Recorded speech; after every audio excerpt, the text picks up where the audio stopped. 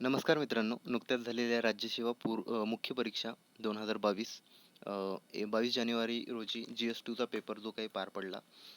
तर त्याचा जो काही एक्स्पेक्टेड आन्सर्स आहेत त्या पेपर्सचे, ते आपण या व्हिडिओमध्ये पाहणार आहोत.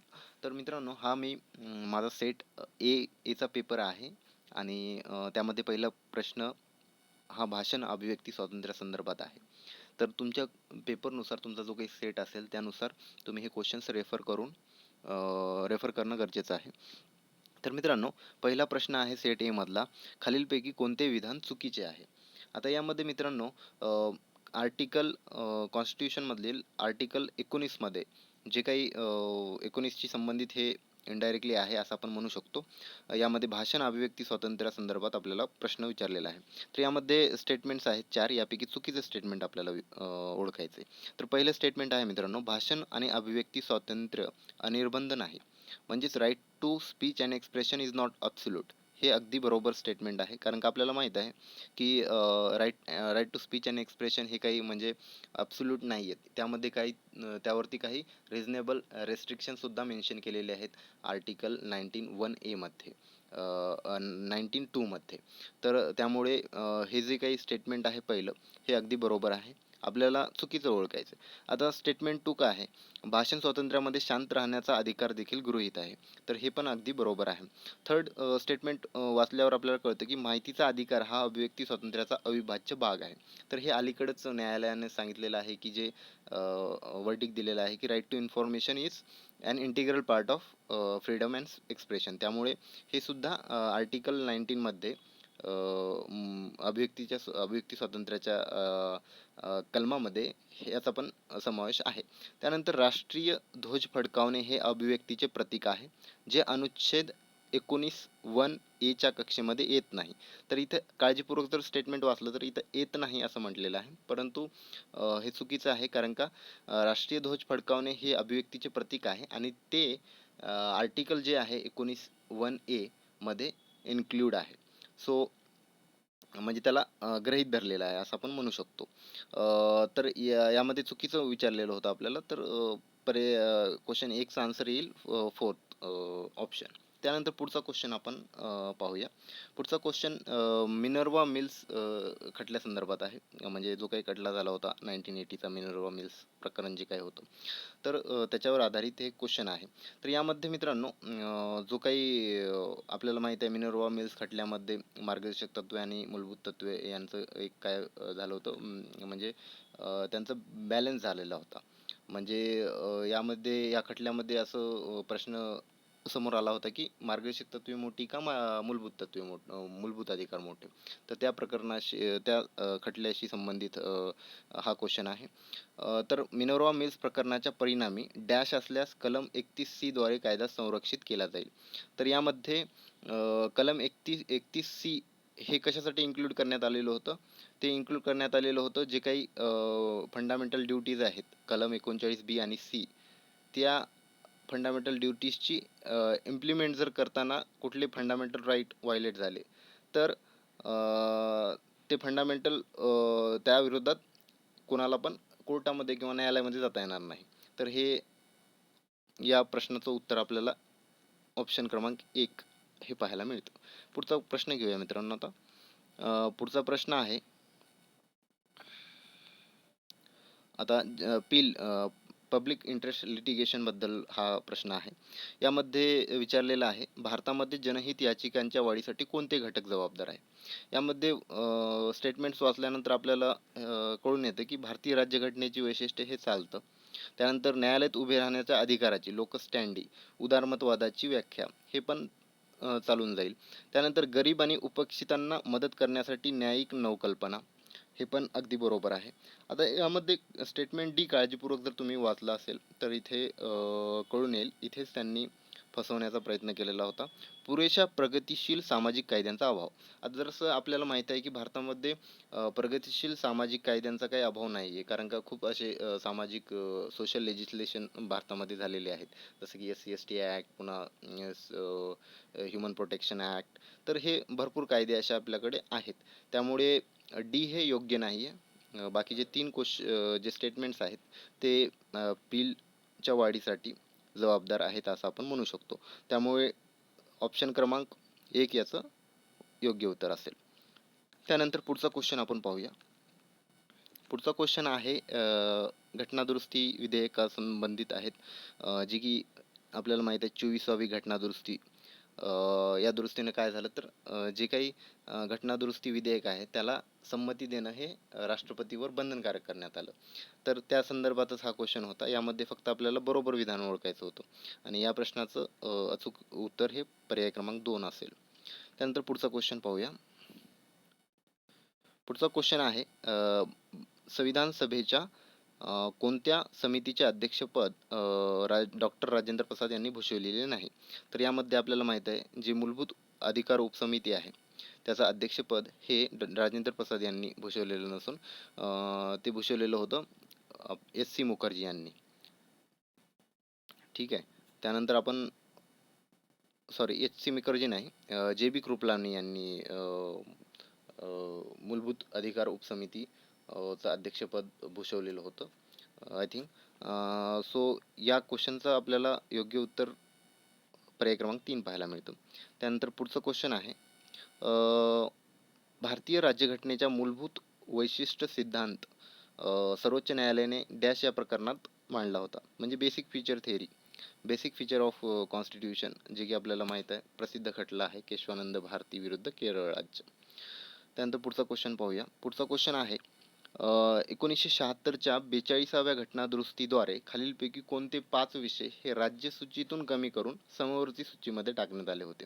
तर यामध्ये शिक्षण आणि वजन व मापे हे जर 2 जरी माहीत असतील तरी यावरनं हा प्रश्न तुमचा सुटला असेल.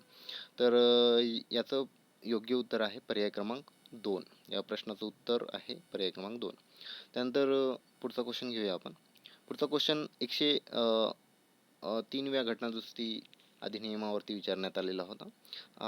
थोडा क्वेश्चन जर फॅक्ट बेसवर म्हणजे आपण म्हणू शकतो की जर तुम्हाला ते जर निकष जर तुम्ही पाहिले असतील कधी तर ते तुम्हाला क्वेश्चन सॉल्व करायला हेल्प झाला असेल किंवा तो क्वेश्चन इझिली तुम्ही सॉल्व करू शकला असताल.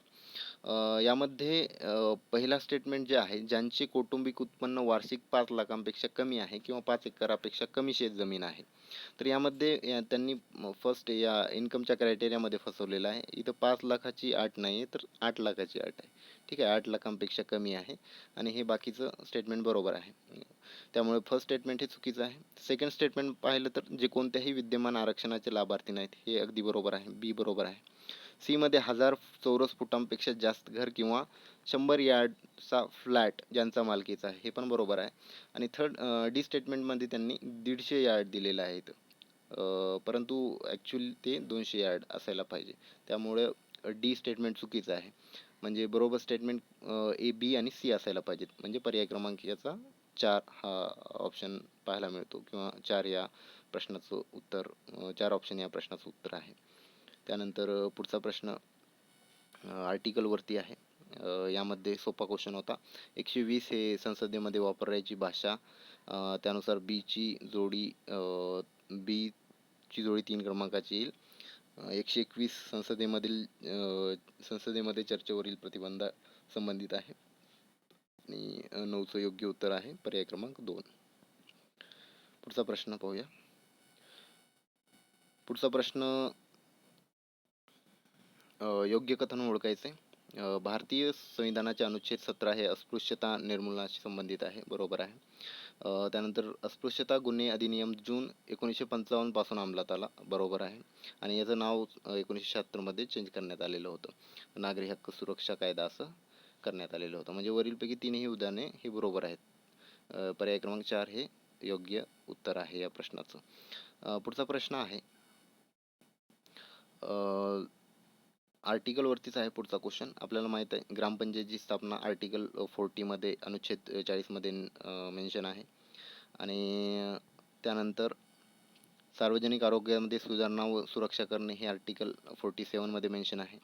काम करण्याचा अधिकार हा 40 व्यवस्थापनामध्ये कामगाराच्या सहभागाची सुरक्षा करणे 43A मध्ये आहे.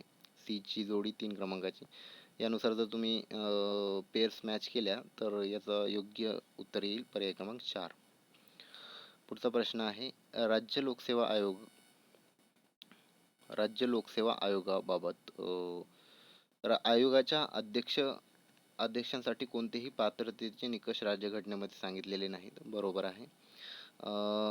सुरुवातीस आयोगाचे अध्यक्ष व सदस्यांचे निवृत्तीचे वय 60 वर्ष होते व ते 1975च्या संसदेच्या कायद्याद्वारे, इथे चुकीचं त्यांनी सांगितलेलं आहे, स्टेटमेंट दिलेलं आहे, कारण का हे संसदेच्या कायद्याद्वारे नसून घटनादुरुस्ती कायद्याद्वारे करण्यात आलेलं आहे. ठीक आहे. त्यामुळे बी 2 क्रमांकाचं वाक्य किंवा 2 क्रमांकाचं विधान हे चुकीचं आहे. पर्याय क्रमांक 2 या प्रश्नाचा आन्सर असेल. त्यानंतर पुढचा प्रश्न पाहूया. लोकपालासंदर्भात लोकपाल संस्थेच्या मर्यादा काय आहे? यामध्ये पहिला स्टेटमेंट आहे 2013च्या कायद्याने व्हिसल ब्लोअर्सना ठोस अशी प्रतिकारशक्ती प्रदान केलेली नाही. हे अगदी बरोबर आहे. त्यानंतर लोकपाला कोणतेही घटनात्मक पाठबळ दिले जात नाही. माहीत नाही, जसं की आपल्याला माहीतच आहे की लोकपाल ही काही कॉन्स्टिट्यूशनल बॉडी नाही आहे किंवा कुठल्याही प्रकारचं कॉन्स्टिट्यूशनमध्ये लोकपालासाठी तरतूद करण्यात आलेली नाही. त्यामुळे कॉन्स्टिट्यूशनल बॅकिंग नाही आहे लोकपालला. त्यानंतर लोकपाल राजकीय प्रभावापासून मुक्त नाही, कारण नियुक्ती समितीमध्येच राजकीय पक्षांचे सदस्य असतात. हे अगदी बरोबर आहे, कारण का जे काही निवड समिती आहे त्यामध्ये पंतप्रधान असतात, पुन्हा जे काही लोकसभेचे स्पीकर असतात, ते सर्व कुठल्या ना कुठल्या पार्टीचे असतात किंवा राजकीय पक्षाचे असतात. त्यामुळे राजकीय प्रभावापासून मुक्त नाही आहे लोकपाल ही संस्था. त्यानंतर डी स्टेटमेंट जर केअरफुली वाचलं तर तुम्हाला लक्षात येईल, प्राथमिक चौकशी दरम्यान नोंदी नष्ट होऊ नयेत यासाठी निर्देश देण्याचा अधिकार लोकपालास नाही असं म्हटलेलं आहे. परंतु ॲक्च्युअलमध्ये प्राथमिक चौकशी दरम्यान नोंदी नष्ट होऊ नयेत म्हणून निर्देश देण्याचा अधिकार लोकपालला आहे. त्यामुळे डी स्टेटमेंट हे चुकीचं दिलेलं आहे आणि वरील 3 स्टेटमेंट जी आहेत A, B, C हे बरोबर आहेत. त्यामुळे या प्रश्नाचं उत्तर पर्याय क्रमांक 1 येईल. पुढचा प्रश्न घेऊया. पुढचा प्रश्न आहे चुकीचं विधान ओळखायचं आहे अगेन.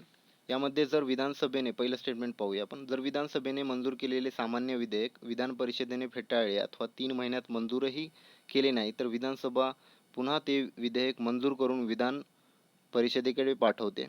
हे अगदी बरोबर आहे. त्यानंतर दुसऱ्या प्रसंगात जर तेच विधेयक पुन्हा विधान परिषदेने फेटाळले अथवा 14 दिवसांच्या आत मंजूर केले नाही तर ते विधेयक दोन्ही सभागृहांनी मंजूर केले आहे असे समजले जाते. तर यामध्ये मायनर मिस्टेक त्यांनी अशी केलेली आहे की हे 14 दिवस दिलेलं आहे इथे, परंतु ॲक्च्युअलमध्ये हे 1 महिना असायला पाहिजे. त्यामुळे 2 क्रमांकाचं स्टेटमेंट जे आहे ते चुकीचं आहे. ठीक आहे. 2 क्रमांकाचं स्टेटमेंट हे चुकीचं आहे. त्यामुळे आपलं योग्य आन्सर असेल पर्याय क्रमांक 2, कारण का आपल्याला विचारलेलं आहे चुकीचं. ठीक आहे. पर्याय क्रमांक 2 या 16 नंबरच्या क्वेश्चनचा आन्सर असेल. पुढचा क्वेश्चन पाहूया. पुढचा क्वेश्चन आहे ज्या काही इमिजिएट इफेक्टनं ज्या काही कॉन्स्टिट्यूशनमधले जे काही आर्टिकल्स एन्फोर्स झाले होते किंवा अंमलात आले गेले होते त्या संदर्भात हा प्रश्न आहे. खालीलपैकी कोणत्या तरतुदी या संविधान सभेने दिनांक 26 नोव्हेंबर 1949 म्हणजे ज्या दिवशी आपण घटना स्वीकृत केली त्याच दिवशी अंमलात आल्या? तर यामध्ये भारतीय नागरिकत्व हे अंमलात आलं त्याच दिवशी. मूलभूत अधिकार हे काही नाही आलं. राष्ट्रपतींची शपथ घेणे आणि निवडणूक आयोग व त्याची कार्य हे सुद्धा आलेलं होतं. त्यामुळे ए आणि ई कुठल्या पर्यायामध्ये आपल्याला पाहायला मिळतं? तर 2 आणि 4 मध्ये पाहायला मिळतं. परंतु हे ज्या काही आणीबाणीविषयक तरतुदी आहेत त्या इमिजिएट इफेक्टनं अंमलात आलेल्या नव्हत्या. त्यामुळे डी आपला ऑप्शन नसणार आहे. मग राहिला आपला ऑप्शन एकच, जो की 4 क्रमांकामध्ये पाहायला मिळतो, ACE म्हणजेच भारतीय नागरिकत्व, राष्ट्रपतीने शपथ घेणे आणि निवडणूक आयोग आणि त्याची कार्य ही ज्या काही 3 तरतुदी आहेत त्या इमिजिएट इफेक्टनं आलेल्या आहेत.